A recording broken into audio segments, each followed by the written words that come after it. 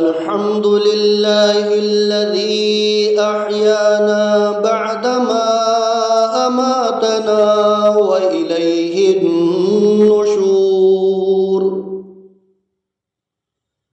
أشهد أن لا إله إلا الله وحده لا شريك له، وأشهد أن محمدًا عبده ورسوله.